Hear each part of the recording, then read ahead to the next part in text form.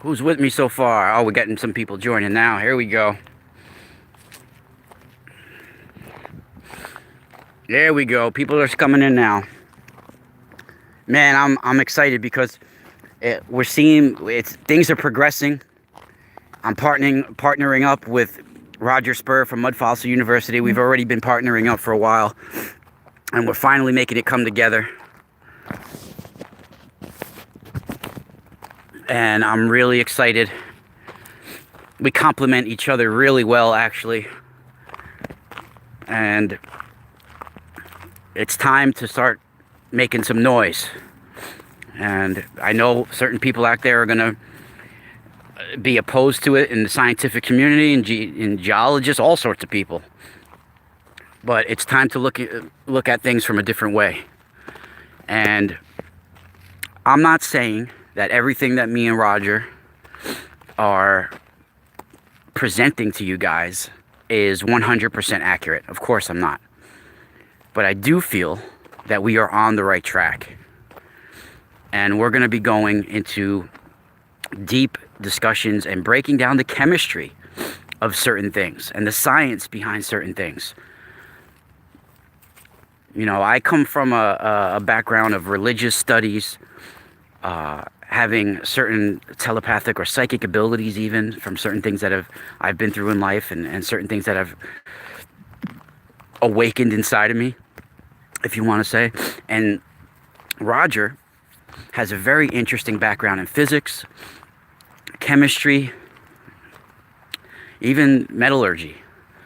And between the copper with me and crystals and all of the knowledge and data that I've been accumulating over the years, we really complement each other well, me and Roger and I. And we're going to be doing Monday through Friday chats at 2 p.m. when possible. Of course, Roger may have something to do on certain days. I might have something to do with my daughter on certain days. But we're going to try to do this at 2 p.m. each day, Monday through Friday, when we can. And this will be on Zoom links. Now, the replays will only be available through memberships. So if you guys want to catch this for free all the time, you could go right into the live chats. But there's a lot of work behind all this time and everything. So we're gonna be making them available for memberships as well, the replays. But the live chat is free for everybody to join. And this is a real great time for questions and answers, Q&As, for people that have been watching Roger Spur from Mud Fossil University, and myself, for that matter, for the last few years. And you wanted some direct contact with us to get Q&As. This is the perfect spot for it, the perfect platform for it. Now, the platform might eventually change and evolve, and we might do different things with it. But for right now, the link is, I'll post the link in the description box of this video after the video is done. But the link will always be the same link I posted the other day. If you go to Mud Fossil University channel on YouTube, you could find the link right in his last video. He's posting it on Facebook as well. So you could find our links on Facebook, on YouTube. Roger did a video a couple days ago where he had the link. I think it was our Friday. I think we did a show on Friday, was it? We did our first Zoom chat for everybody on Friday. And the copy for that, the replay, is available through my memberships right now, right here on YouTube. So if you guys want to check that out, all you got to do is become a member here on YouTube and you can get that replay. But if you guys want to join the free show, you could do it every day at 2 p.m. We'll be keeping that same link in Zoom for you guys to join. And you don't have to be shown on video if you're uncomfortable or if there's a lot of stuff going on in the background.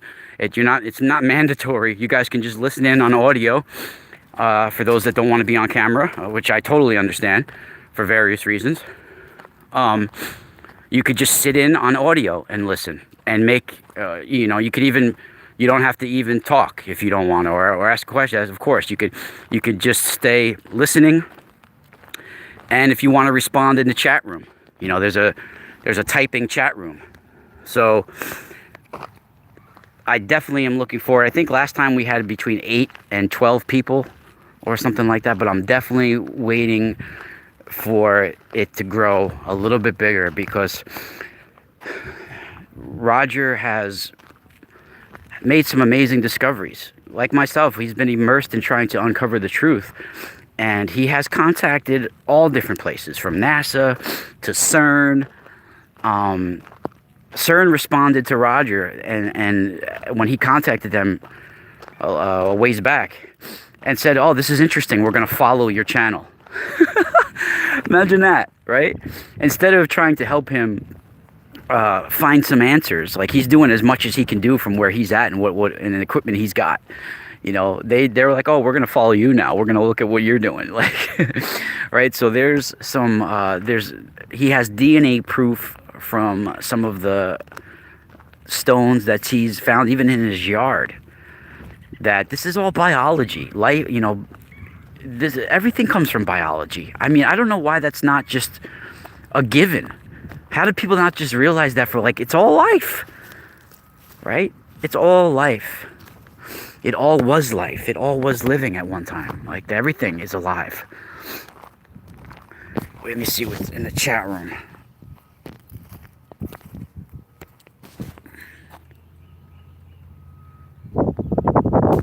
I'm not burying bodies. No, I'm in the place right near my house, you know. Why would you ever say that? Burying bodies. First of all, this is not a good place. definitely not a good place for that. You definitely would get seen. There's too many people around here. And why bury them? That's too crazy. That would, if I ever had to get rid of something, I would chop that shit up, grind it up. Never would I go bury it somewhere unless I had fucking acres. Why would I have a body? Why am I even answering this? Why would I even have a body to dispose of anyway? What is going on here? If it was mass chaos and there was just bodies, I would, come on. What's going on here? I don't have no bodies to stash.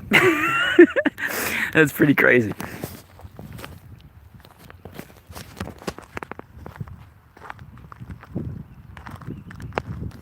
There's dragons everywhere. I mean, all of these stones at one time was biology. Of course, after a time they become sandstone or limestone after the chemical process is done. But at one time, most likely, all of these were parts of some sort of creature. Even what you're seeing right here.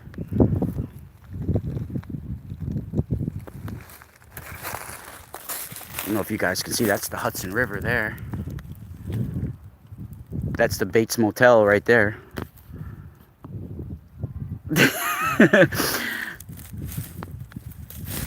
So, how many of you are going to be in the chat room today at 2 p.m. on Zoom?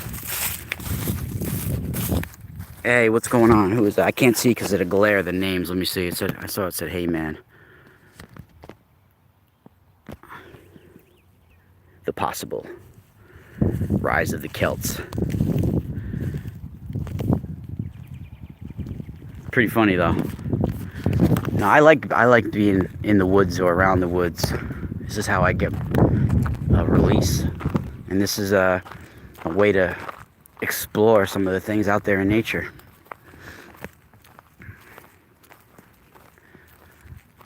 So how is everybody doing today? I just did a show too on Saturday with St. Patrick. With Gary Wayne about St. Patrick. That is such an interesting topic. If you guys, I'm going to do a follow-up video to the one I did the other day about St. Patrick, because there's just so much to talk about this. Some of the ancient history and stories that are associated with him are just mind-blowing to me, right? Even St. Patrick resurrected a giant from the dead. And most people don't know about that story. It was the grandfather. Some say it was the actual great-grandfather or grandfather of Patrick. But it's other stories say it was the grandfather of a pagan prince. And they give his name and everything. I have it written down in my notes. And this is coming from Catholic doctrines, Catholic writers, you know, and some of the historians that wrote after his St. Patrick's death about his life. Right? That he actually went to the tomb of a prince's grandfather, a pagan prince's grandfather, opened the tomb and did some sort of prayer. And, you know, St. Patrick's depicted as having this staff with him, this spiral staff that spirals towards at the end. And I don't know if this was a staff made of copper or made out of rue or some sort of, you know, tree or something like that, like rue or something like that, or hazelnut or some sort of branch. But a lot of those sacred staffs were powerful instruments to connect to cosmic intelligence and earth energies. And there's a story that goes along with St. Patrick that he went to this prince's grandfather's tomb because the prince said that he would. The prince had one time, I think, converted and baptized after being a pagan. He baptized to the faith, but then later on said that he didn't believe in the resurrection doctrines of Patrick. Like, he didn't believe that these resurrection stories of Patrick raising people from the dead was true. So he challenged Patrick and he said, well, you know what, if you can raise my grandfather from his tomb, then I would believe you. So Patrick goes to this grandfather's tomb, does some sort of prayer, and touches the tomb with his staff. And then they say this grandfather emerged from his tomb, and he was a man of very, very great height, damn near a giant. And now, they don't describe exactly how tall he is. Where's the cutoff here? Is it 7 feet, 8 feet, 6 feet 7? Like, what are they talking about in these times that qualifies as a giant? Is it 9 feet? Like, what's the cutoff? Some reports say he was an actual giant, right? That he was a giant man, a giant. Some Catholic doctrines that I've read, Catholic priests, Catholic deacons that have written about St. Patrick after his death, some of the ones that I have like four or five books where it has different, similar but a little different versions of this story. Most of them are pretty much the same wording, but then there's a few little discrepancies with a few different stories. But most of them say that, from the Catholic Church at least, right, from Christian churches as well, they're when they describe it, they say that he was a man of very, very great height, but just under. And I wonder. It makes me even wonder why they put this sort of, the way they make it seem too. Why they even have to label it like that? It's almost like they're trying to say he was tall, but he wasn't one of the giants. He wasn't one of the Rephaim or Nephilim. It's like they try to say that without saying it, because the way they write it is like, he was a man of very, very great height, but just under a giant. He wasn't technically a giant, but he was damn near a giant, basically, is what they're saying. So I don't know what the hell that means. Does that mean 7 feet? 6'11"? 8 feet? What's a giant? Right? But he raised this giant man, a grandfather that has been dead for a significant amount of time, in a tomb. They say he came forth from this giant tomb, even. It was like a huge tomb that he emerged from. And when he came back, he was telling them, he spoke like he was conscious. He's talking to them, and he's telling them that he went through all these torments in some sort of hell dimension. Right? And then St. Patrick baptizes him, gives him the Eucharist, and then sends him back to his tomb so he can live in, he can be in death in peace with God. Right? That's how they describe it. So he basically resurrected this guy from the dead just to baptize him to the faith, convert his soul, harvest his soul, then send him back to the tomb. Right? This is, in my opinion, not the hand of God. This is not the actions of God through Jesus Christ. This is actually the most secret and the most intense and most ancient of knowledge that comes from the Nephilim. comes from the Druid Serpent Brotherhood. And the Druid Serpent Brotherhood got this information directly from Rephaim and Nephilim intelligence, as far as I'm concerned. He was using Druid and Nephilim intelligence to raise the dead. And he was doing this for a specific reason, right? To convert people, to convert masses of people to the organization. And St. Patrick was most likely himself larger than the normal man, right? And in my opinion, it was Nephilim intelligence even guiding St. Patrick to be in captive, to be a slave with the Druid priest when he was a teenager, right? Because he comes from royal bloodline. He came from a family of deacons and priests already. His father was a deacon. His grandfather was a deacon in the church, right? He came from a royal elite bloodline already. And then in the teenage years, it's reported that he ended up in captivity with Druids. Druid priests. And then 6 years later, he immersed, fully indoctrinated, right? Fully initiated in the Druid priesthood, knowing their most ancient of secrets. Now, take a look at that. Do you think the average slave gets friggin' shown the most ancient of secrets for the Druids?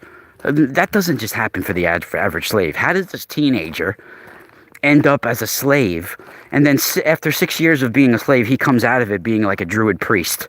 You know, they don't just teach the average slave their secrets, okay? He was guided to be in captivity with these Druid priesthoods, right?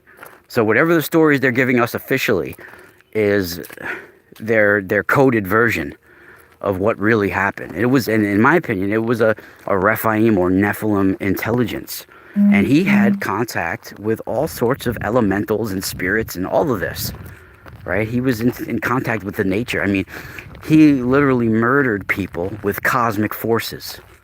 There's a story of him slamming a Druid priest to the ground with a bolt of lightning, that he was in this standoff. You know, after he came out of captivity with slavery, he was after being with the Druid priest for 6 years as a slave. The next part of his life that emerges after slavery is he's under the wing of Saint Germain, of Saint Germanus, right? So how do you get Saint Germain as your mentor after you're a friggin' slave for 6 years? That just doesn't happen. And Saint Germain was directly connected with Nephilim and dragon bloodline knowledge, for sure. I mean, that's just all over history, right? And then Saint Germain prepares him for his preaching, prepares him to go on his mission to convert, and he sends him to confront the Druid priests, the very people that he learned his knowledge from. He went to go use that. He used that very sacred knowledge to shut them down. And there's this famous story of him being in a standoff with a Druid priest. And the Druid priest shows how powerful he is by levitating off the ground. So then St. Patrick prays, and all of a sudden a lightning bolt comes out of the sky and hits the Druid priest, slamming him to the ground, destroying him, crushing him. He was, and this is the same abilities that's reported within Rephaim and Ugaritic writings. Them being able to call bolts of lightning down from the sky, being able to call stones from the sky, rain fire down on the battlefield. Same thing.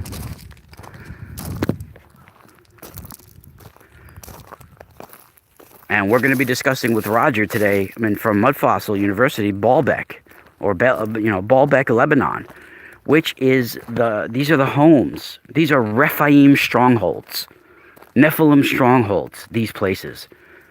Some of them having 1,000-ton stones. And Roger thinks that those stones that are 1,000 tons are ancient biology from some massive creatures, and that we actually have those massive stones. We actually have what they are in our body.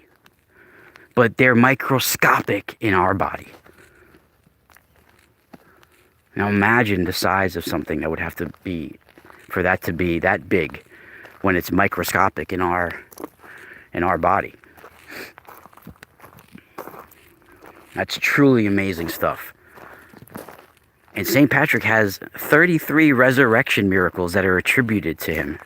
Some say 39, but 33 that are recognized by the church. 33. This guy was the most experienced of necromancers. Piercing the veil of the veil of dimensions. Being able to reach the hearts and minds of man. And being able to bring forth the dead for specific reasons.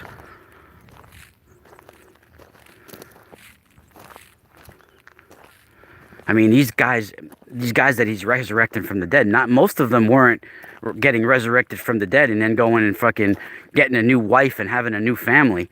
They were getting resurrected to the dead so they can say that, oh, your God is more powerful than my God, like a talking puppet.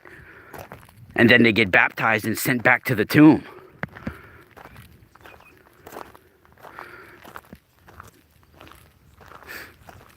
So was he reanimating corpses for a desired purpose? It was a magical spell? And this is probably the most ancient of Druid knowledge and Serpent Brotherhood knowledge. Being able to reanimate corpses.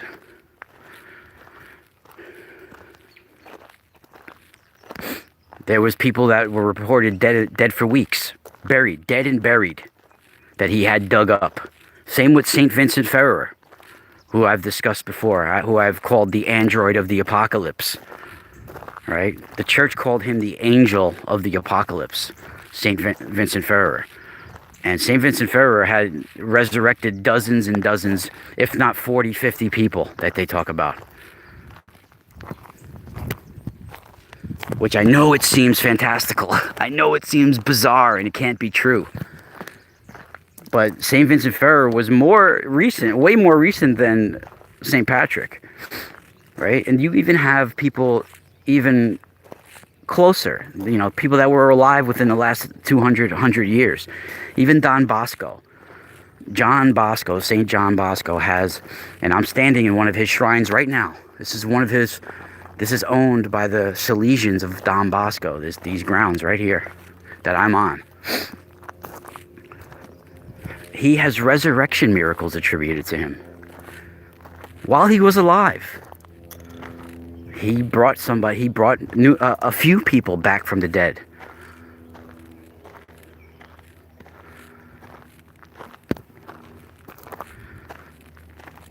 There are over 450 resurrection miracles within the church, in fact.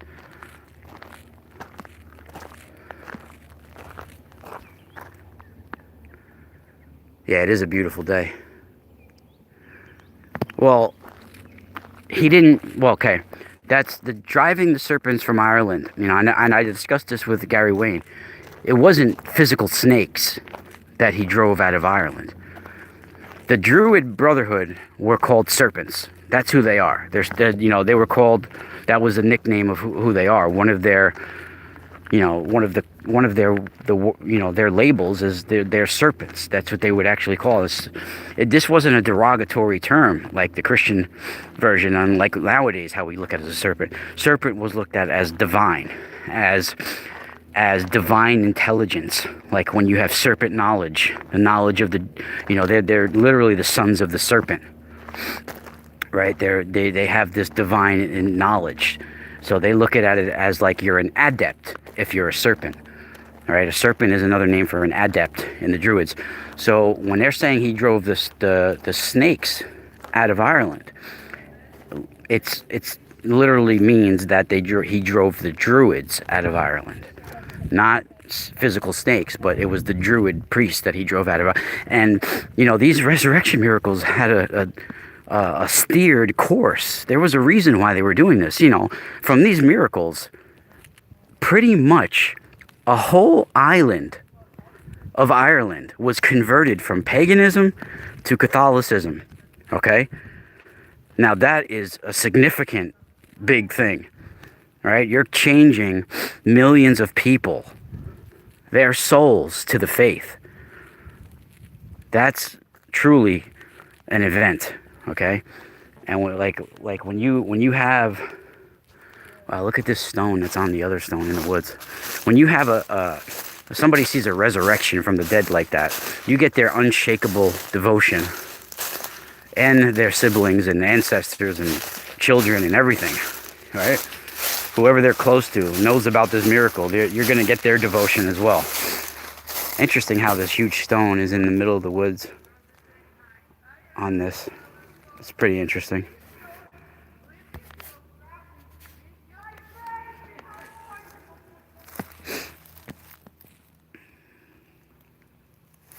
There's other people in these woods.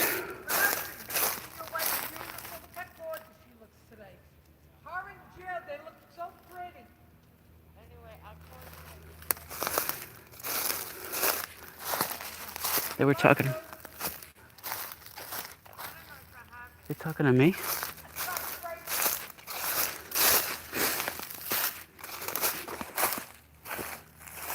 That's so weird. They just said my name too. That's what's weird. I had weird dreams last night too.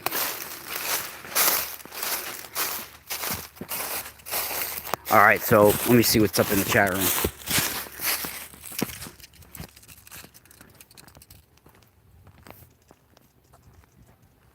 Gandalf.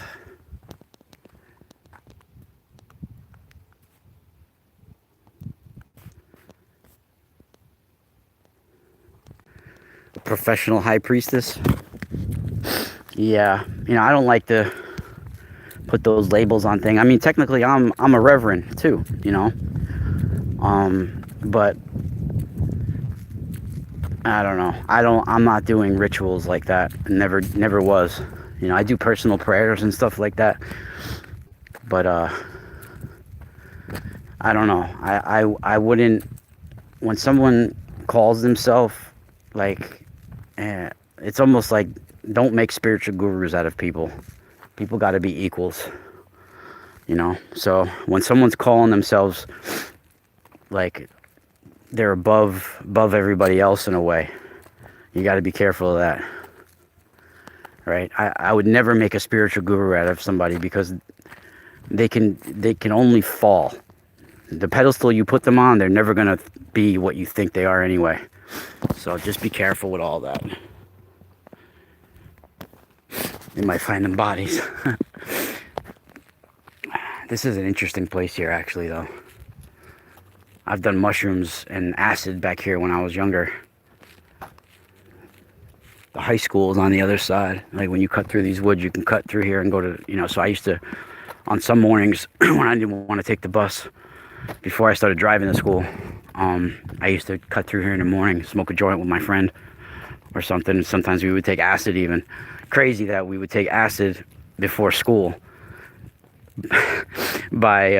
Usually by first period or homeroom, you're friggin' gripping the desk like you're a plane about to crash. You're holding on to the sides of your desk like you're in an airplane that's going down. And then oh shit. Whoa, my red tail is back. Let's go find him real quick. How much charge we got? I got a little bit of time. We gotta do this show at 2 o'clock with Roger. I just saw my red-tailed hawk. And I had a dream last night that I was standing with a group of people, and my daughter sleeps with us right now until we get a bigger place.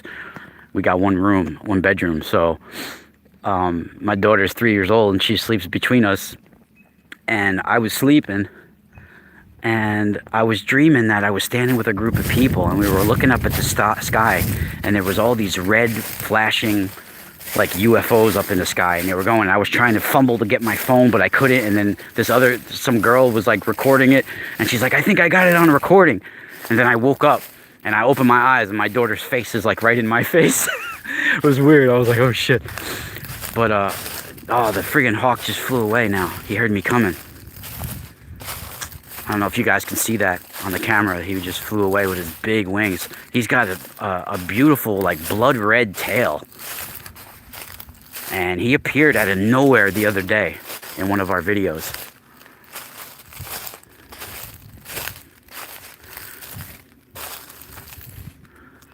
Is that a butterfly? I think that's a butterfly too. Wow, it is truly the equinox, spring.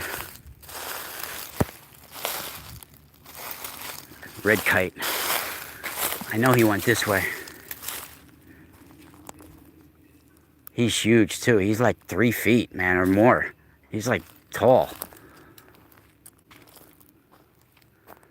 He's definitely up over 2 feet. There he is. Oh, he's far now. Shit. You can see him go. I don't know if you guys can see him on here, but man, he's a far ways ahead of me. Screw that. I can't catch up over there. He's like out of the woods. I don't know if he's a falcon with a red tail or a hawk with a red tail, but he's a big guy. Yeah, the hawk has a red tail. So does Joe Mama. No, I'm just kidding. My mama's not alive, so I can't say my mama. Look at these, like, little fairy amulets. See people, like, put little... This one's been there a long time. There's, like, growth, like it's been inside the tree for a while. Little eyes on a rock.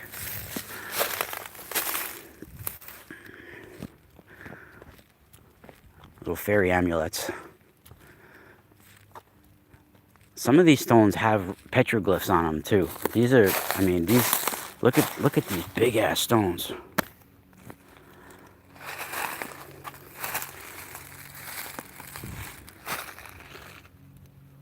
I found 1 or 2 that have writing already over the years. I'm sure so much more, and they're faded too, so like they have moss all over them, so it's hard.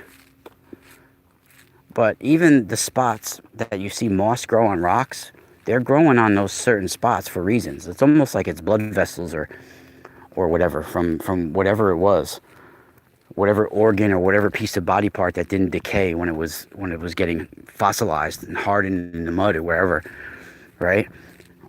That's what I feel too, and I think Roger describes it the same way. Like everything else deteriorates, and then you get these little balls from the joints and different things that get hardened. Even some organs and shit like that. Lungs and stuff.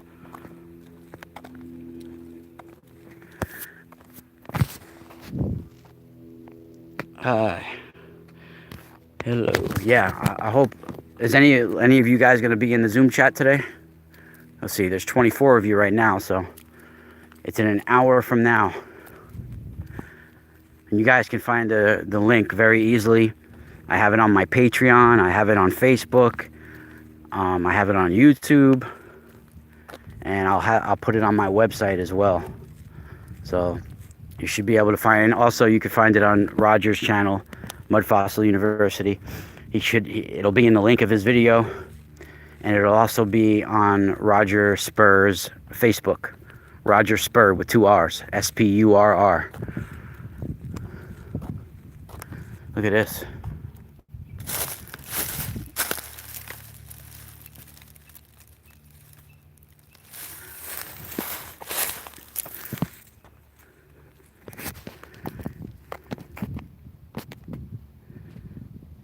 Two p.m. today. 2 p.m. Eastern. It's 1 p.m. right now, I think. Is it? Yeah, it's 1:06. So it'll be in about 50 minutes from now or so.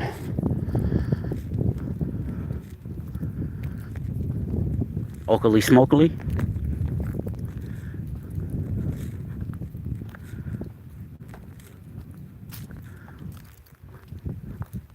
It's free to join. And we've already did a couple of these chats. You can find them. If you're a member on my YouTube, you can have access to the one we did on Friday already. It's already up there.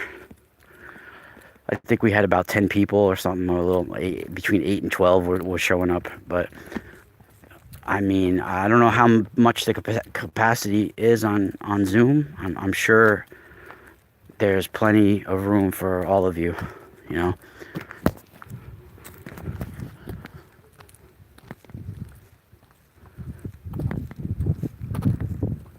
I think I just have to like admit you to the like I have to admit you once you go to join. I just have to hit the admit button. So I have to monitor. I'm pretty much monitoring that the whole time, and it's basically Roger describing a lot of his research and his findings, and I'm asking him questions and I'm adding some information that I can add, and you guys get to ask questions as well. So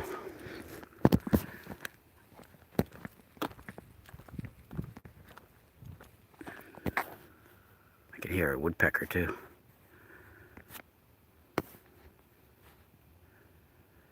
Alexandra, Rise of the Celts. MY, Alicia Rose. Who else we got? Cindy who? Oh, what's up, Cindy? Sonic Fox. I like that name. Red Cloud Rider. It's a cool name too. The Possible. EQA, what's up? Everybody else that's out there, what's up? AKA Alley Cat. My heart's alright. I got a strong heart. Hopefully. I'm still alive. It's been through some shit. My heart's been through some shit, for sure. It's taken a lot of abuse. It's gotta be a big heart.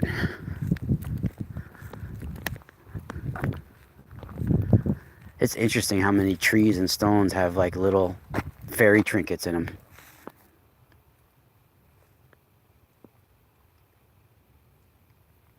This one's been in there a long time. That's like inserted in there like an egg. I can't even get it out. It's grown in there. Has a red cross, like a Templar cross on it. A lot of these stones in this whole forest have red crosses on it.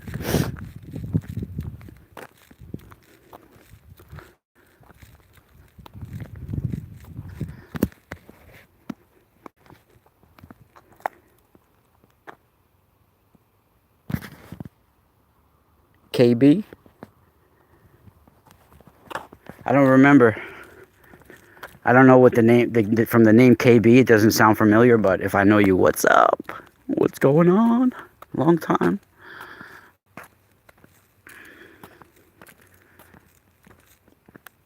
The watchers at the gate of the forest. Look at the last bit of snow left. I can't believe there's still a little bit of snow left here. Look at this.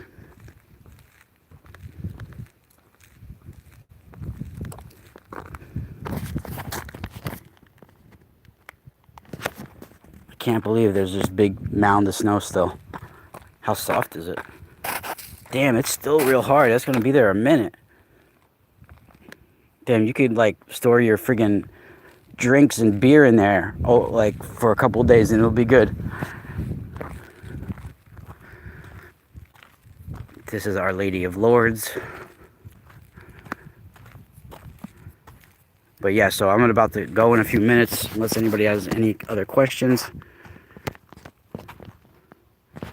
The whole St. Patrick stuff to me is pretty amazing.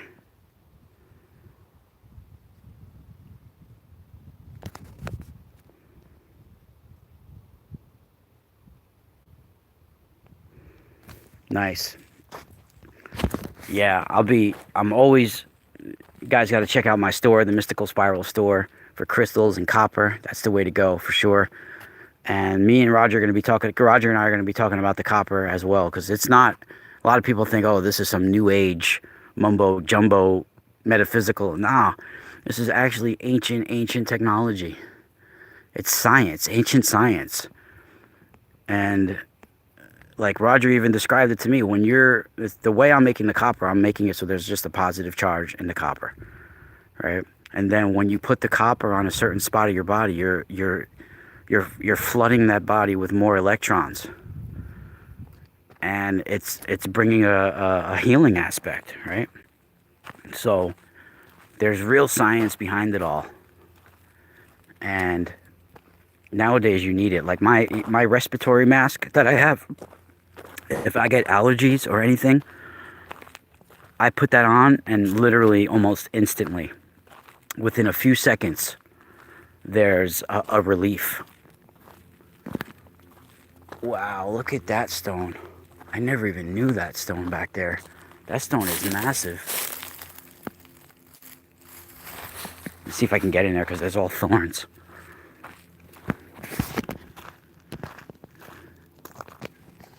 You know, you guys can see too, like, all these the copper here, that totally protects you from so much bacteria, so much everything that's out there. Even 5G.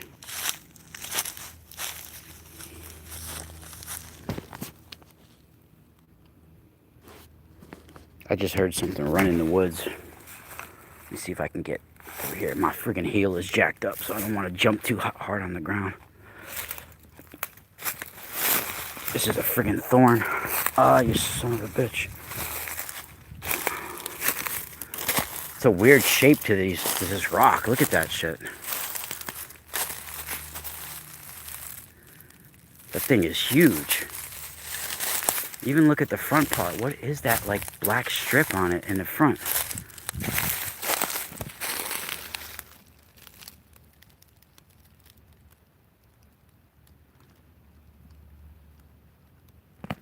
Yeah, the plated crystals. Yeah, they had all different color stones in the breastplate. Yeah, even Aaron had the famous rod of Aaron.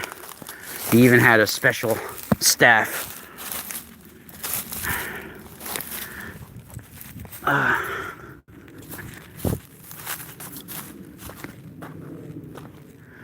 Wow, that truck has been there since last year. It's like a dirt quarry in there. Shit.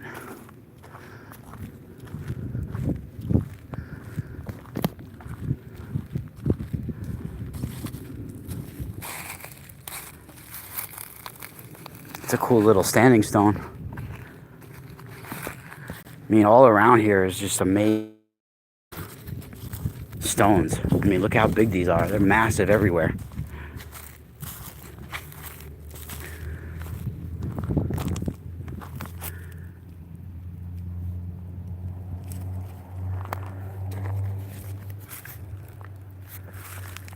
Well, I hope you guys are going to be there. It's now afternoon here. It's 1:15 here. We're going to be live in about 45 minutes on Zoom. Of course, you guys, like, you can find the link. I told you where to find the link. It's going to be me and Roger Spur. We're going to be doing these Monday through Friday on the days that we can do them. And hopefully we're going to get a lot of attention from you all, that you guys can learn a lot from all this. I'm learning more every day.